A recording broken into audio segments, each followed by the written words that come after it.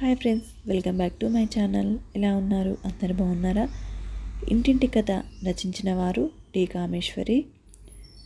ప్రసాద్ ఆ అమ్మాయి వంక చూశాడు. చామన ఛాయగా పీలగా ఉంది. ఆమె మొహంలో కళ్ళు ఒకటే కనిపిస్తున్నాయి. ఆ కళ్ళలో లోకంలో ఉండే దయంతా అక్కడే ఉన్నట్లు దైన్యంగా అతన్ని చూస్తున్నాయి. ఆ అమ్మాయి అతి సామాన్యంగా ఉంది. పైనుంచి కింద వరకు బీదరికం మొహంలో, దుస్తుల్లో అన్నింటా కనిపిస్తుంది. అయినా ఆమె కళ్ళలో ఏదో ఉంది అనిపించింది ప్రసాద్కి. ఎవరేమే? నీ ఫ్రెండా? కాదన్నయ్య, నేను ఉద్యోగం కోసం ఇంటర్వ్యూకు వెళ్ళిన రోజు ఆమె వచ్చింది. ఉద్యోగం నాకొచ్చింది. అప్పటి నుంచి ఇంకా పాపం ఏదీ దొరకలేదట. ఇవాళ ఉదయం బస్సులో కనిపించి నన్ను గుర్తుపట్టి పలకరించింది. మాటల్లో ఇలా నీ కంపెనీలో ఓ పోస్టు ఉంది, అప్లై చేశానంటే నాకు చటుక్కున గుర్తుకు వచ్చింది అది మీ కంపెనీ అని. ప్లీజ్ ఎలాగైనా ఈమెకి ఉద్యోగం ఇవ్వాలన్నయ్య. నిజంగా చాలా అవస్థలో ఉన్నారు. అసలు మా ఆఫీస్లో టైపిస్ట్ పోస్టు ఖాళీ ఉన్నట్టే నాకు తెలియదే. ఉండు అడుగుతాను అంటూ బెల్ కొట్టాడు.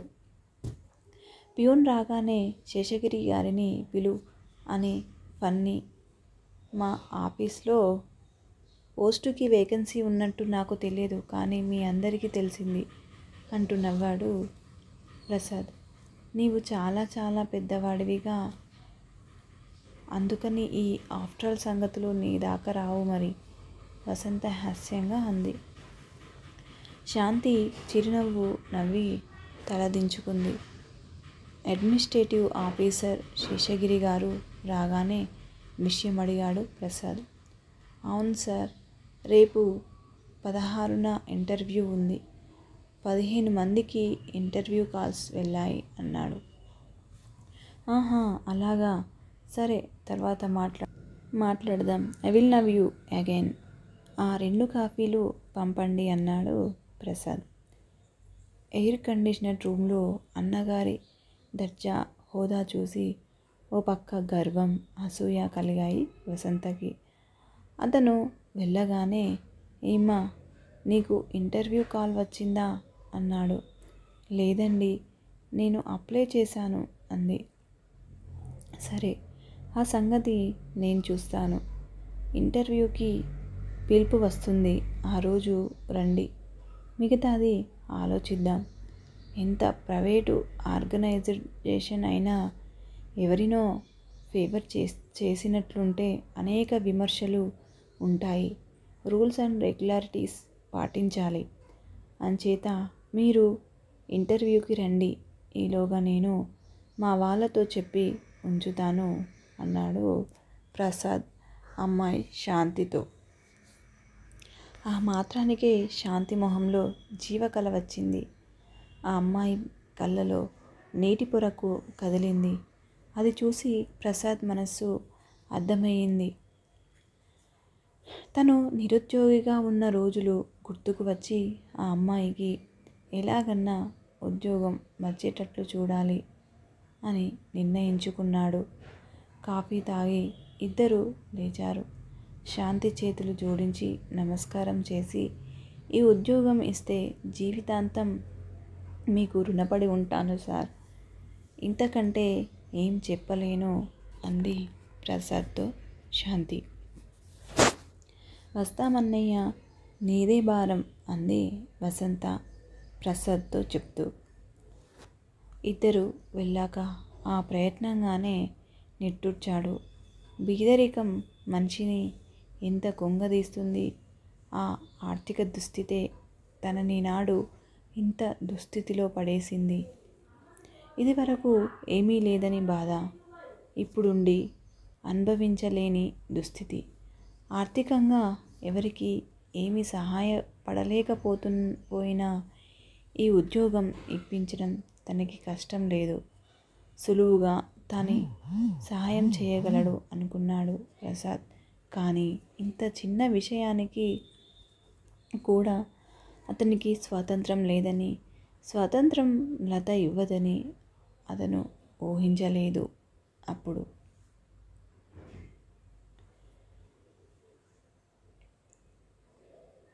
ఆ రోజు ఆఫీస్ నుంచి వస్తూనే వెంకట్రావు గారు దుర్వాసతారం ఎత్తి ఇంట్లోకి రాగానే ఏడివాడు.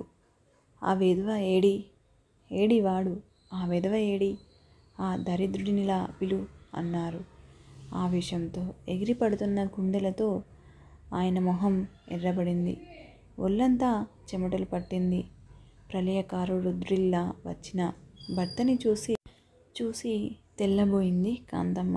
కాంతమ్మ, ఏమిటండి, ఏమైంది అంది బెదురుగా చూస్తూ.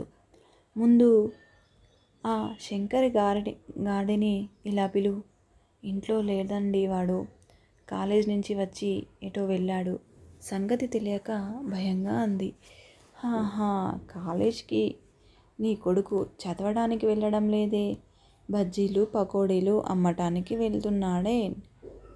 కాలేజీ దగ్గర సినిమా హాల్ల దగ్గర బండి మీద పకోడీలు అమ్ముతున్నాడే నీ కొడుకు.